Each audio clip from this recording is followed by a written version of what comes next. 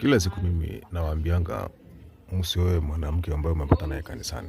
Watu wakaona kama mimi ni kisi. Nawaambianga ninaongea out of experience. Usiwahi msichana ambaye umempata kanisani. Angalieni huyu sasa. Si huyu ni msichana kwa kanisani anatoa ushuhuda. Angalia kilicho kwenye mfuko yake. Angalia mfuko yake kuna nini. Angalia vizuri. Tumia macho yako vizuri. Angalia. Hawa watu wanajichua. Wanatumia zile roboti mnasingua comedy na tuambianga.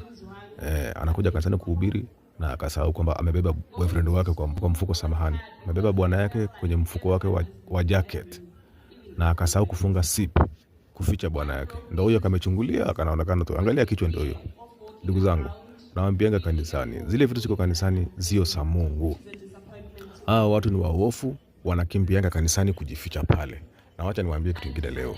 Ukiona mwanamke ama msichana ambaye yeye huwa anapost sana mambo ya kanisa, mambo ya Mungu, anapost mambo, yani mambo ya kuimba gospel, yani vitu na post tu ni inahusiana na Mungu, ni kama anaombanga Mungu sana. Mungu sijui nifanyie hii, Mungu, kila kitu yake anapost inahusiana na Mungu. Ogopa huyo mwanamke kwa maisha yako. Ogopa huyo mwanamke. Huyo ni fisi amefaa ile inaitwa ngozi ya kondoo. Huyo ndio mwanamke hatari sana duniani. Afadhali uamini mwanamke ambaye unakutana naye kwenye street, hata aendangi kanisa, anaheshima zake, anaheshimu wazazi wake, anakaa na wazazi wake nyumbani, hajatoka kwenda kutangatanga huko nje, ajionyeshe kwamba sijui anapenda Mungu. Huyo ndio mwanamke wa kumuoa. Lakini hizi viumbe zinaenda kanisani sana na kwenda kulia huko na pastor na kumwagiliwa maji na pastor wanalia. Hao ndio wanawake hatari sana duniani. Wana maovu mengi sana ambao wanaficha, na wewe unadhani mwanamke mzuri.